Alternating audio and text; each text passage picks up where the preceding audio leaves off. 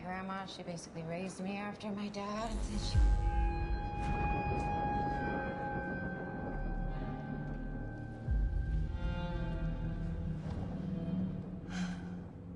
Shit. Wait, here.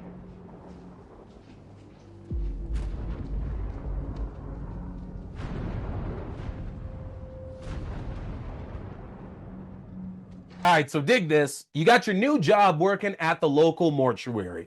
The first night, you start to find out that one, if not all the bodies you're working on are possessed by demons. And to make matters worse, your dental doesn't kick in until your 90th day. Seems like a pretty shit first night on the job, right? Tonight in Movie Reviews, we are talking The Mortuary Assistant. Stay tuned.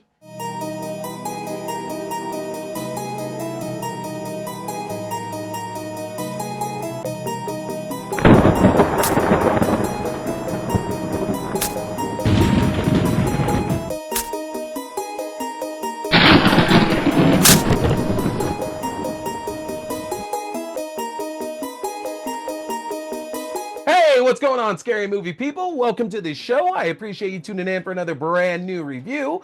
Big thanks to my friends over at the Echo Cell Collective for hooking me up with this one. I love me a good video game to movie adaptation, and the one that we are talking about tonight probably gives the biggest chance for filmmakers to go and just do their own thing without worrying about the trappings of the game itself. And we're going to dive into that here when we get into the heart of this review. But tonight in Movie Reviews, we are talking The Mortuary Assistant. Before we get there, hit that subscribe button, hit that follow button no matter where you are tuning in. We got a lot of great horror content on the channel right now. A lot of really good stuff coming up for y'all, including my review of Scream 7 that's going to be hitting here this weekend. Some of you are going to love it, some of you are going to hate it, but hey, we should all be able to agree more Scream is never a bad thing. So hit that follow button, hit that subscribe button no matter where you're tuning in, horror fans. A lot of good stuff coming your way here. But let's not waste any time. It's time to crack a couple eggs and jump right into The Mortuary Assistant. The story revolves around Rebecca Owens, who is working her first shift, a night shift, as the new mortician at River Fields Mortuary, who becomes trapped by her mentor, Raymond Delver. When she finds out that there is a demon that is inhabiting her mortuary, she must identify which possessed corpse harbors the demon, perform binding rituals, and incinerate it while facing her own traumatic past and hallucinations. And there it is, y'all. That is The Mortuary Assistant. Now, for those of y'all that have never played the game before, the game came out back in 2022. It's on most modern consoles and available for PC right now. And in that game, you play also as Rebecca Owens, the new mortuary at River Fields, new mortician at River Fields Mortuary. And it basically works as a job simulator where you're going through and embalming all of these bodies, taking them through the entire process. But while you're doing that, you are being haunted and disturbed by a demon that's inhabiting one of the bodies that you're working on. While you're taking care of your day job, you also must find out which body has the demon and properly exorcise it. Seems simple, right? That game is very much, like I said, a job simulator. If you're a fan of just getting to work on the same task over and over and over and trying to get more efficient with your speed and noticing small things here and there, this is going to be perfect for you. There are plenty of job simulator games out there on the market that I'm a big fan of. Power Wash Simulator is one of my favorites.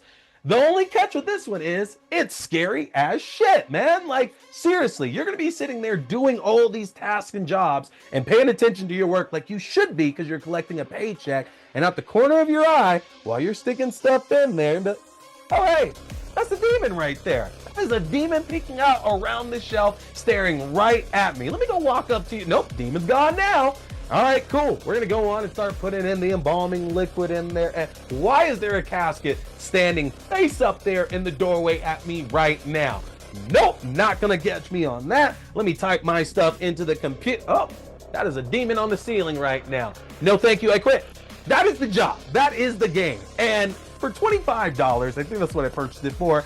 Completely worth the money, honestly. I had no issues with it, except for the fact that it took me 8 or 9 tries before I was properly able to exorcise a demon. Bullshit, but whatever. The movie doesn't really have a lot of lore it has to worry about. Yes, the game gives us Rebecca's backstory. We are presented a number of traumatic flashbacks that the demon uses against her while she is completing her job. But for the most part, it is not A to Z straight story that was easily made for adaptation. There's a lot of interpretation that could be brought up here, to the point to where I wouldn't have blamed the filmmakers if they just wanted to make a story that, hey, we're focusing on the mortician here. There's a demon that's possessing one of these bodies, and go. If they had just done that, probably would have been fine as well too. Now, here in our starring role is Willa Holland, who we are spending the grand majority of this film with. This is very much a two-person cast, honestly, and that's kind of stretching it even then. Honestly, this is more of a one-person cast with Willa Holland doing much of the heavy lifting. Now, Willa Holland, you likely know from shows like Arrow, The OC, Gossip Girl. You likely know her from a lot of those shows back in the day. And to say the least, like whenever she was in a lot of those, like Arrow is the one I go back to more than anything else there, she did her job beautifully, okay? She could easily get through an array of emotions and make sure that you're locking eyes on her anytime she comes on screen. And that's important here in the Mortuary Assistant because the character of Rebecca has to do so much lifting for the audience. She has to be scared, she has to be strong, she has to be the hero, she has to be the villain, she has to be hurt, she has to go through all these things here in the film and basically take on all of the audience's emotions. And from both a writing and an acting standpoint, that's not always going to be the easiest thing there, because from the audience, we don't want all those things necessarily represented in one character, especially if that's the only character that we're really going to deal with. From an acting standpoint, that's got to be daunting because you're going night and day, scene to scene, and the different emotions that you're supposed to put out. Holland is very much up for the task. She does a splendid job here in the lead role as Rebecca. Did not mind her on screen for one moment at all. But the problem is that in expanding this game, that's where the cracks kind of start to form here. Like I said, the game is very much a job simulator. So you can spend hours just embalming bodies and only worried about the few of the spookies that are going around here and there. There's even an embalming only mode, so you don't really have to worry about that.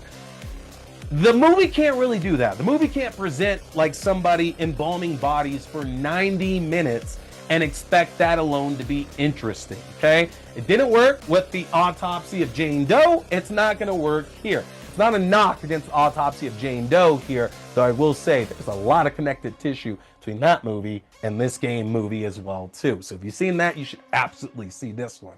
But needless to say, we can't watch a 90-minute movie of Willa Holland working on bodies. We have to have other stuff being brought in. And I think that's the problem, that the film honestly felt like we were relegating a lot of the scares to literally everything else, when that is the best part about the game. Again, working on a body and there's a demon right there. Working on a body, there's a demon right there. That's the best part about playing that video game, is the scares that you're not expecting, because you really get into your work and you don't notice when suddenly a demon pops up out of the corner of your eye. In the movie, we get some of these jump scares. I think they do a good job of peppering those out.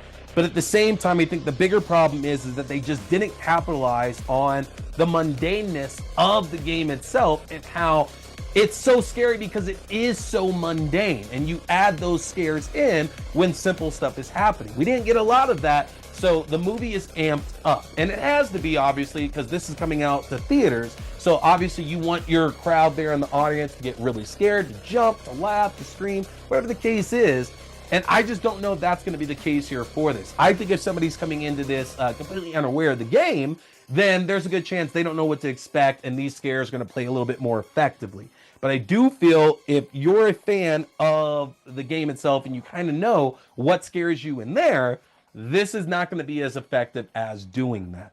On top of it as well, too, a lot of the incidents that the character Rebecca has in the game are very quick and short incidents she has with the demon and being haunted by it. Even if she herself is possessed, these things are very quick and done with. They're not that long. The movie has to draw them out in order to build that tension and really to up the scares for everybody that's watching. And I just don't think it's successful in every single attempt that it ultimately does. I don't think that's even a fault of the writers themselves, to be quite honest. I just think this is a case of they had to very much change the focus of how the point of view of this game was, of this movie from this game was going to work, and they chose a point of view that's better thematically, but ultimately it's not better if you know the back of the game and have a different expectation for how you're supposed to be scared here in this, honestly. Now, again, this has a theatrical release. It came into theaters a couple of weeks ago. It's going to be on Shudder. If it's not on Shudder already at this point as well too, so you're going to get the chance to check this out. But what I will say is, if you have not played the game, go into the movie blind, okay? You can look up whatever you want to on it. Don't play the game first. Watch the movie, then play the game there, because I think there'll be a better appreciation of the film without the game to cloud all of that up there for you. If you've played the game, temper the expectations here of the scares that you're going to get in this film, because it is a scary movie. It does dive into Rebecca's backstory, which I think is good, but the problem is that in terms of expanding that lore, it shifts away again from the mundane, menial tasks that Rebecca does in the game. That's basically the hook of it, with the scares included, and it's going to be a very conflicted feeling going through and checking this one out.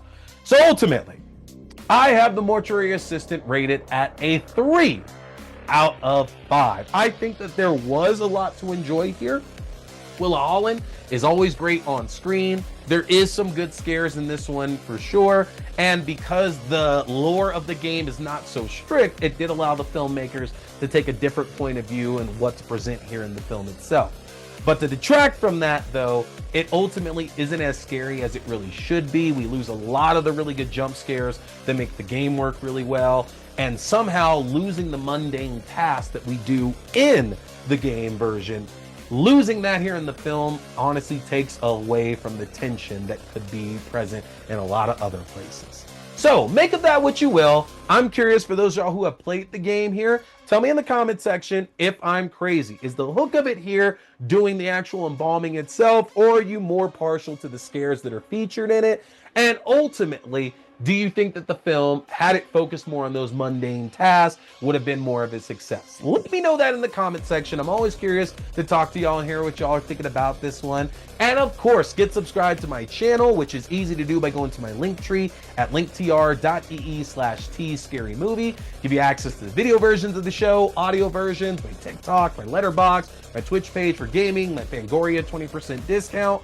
And you're going to want all of that, because here over the next week, we're going back to TV. We got a lot of really fun stuff coming up. We're going to jump back into the Creep tapes. We are finally getting back into Alien Earth. We are going to be talking some Tales from the Crypt. That's right, it's going to be the first Wednesday of the month. Lines up perfectly with TV. So we're going to be talking the episode Undertaking Parlor when we cover Tales from the Crypt next week. So a lot of really fun stuff coming up. Also, want to give you all an apology. I said this week I would be getting to the film Diabolic, but due to my issues with communicating and getting myself access to that that is going to have to wait a couple weeks. So I will get to my review of that, but we're not going to get there until we get back to my next movie week. All right, so keep subscribed for that here, y'all. As always, I appreciate you tuning in. This is going to do it for me here tonight, y'all. Go and see Scream. Want to hear about it by the time I drop my review here this weekend. My name is T. We've been talking scary movies. Stay scared.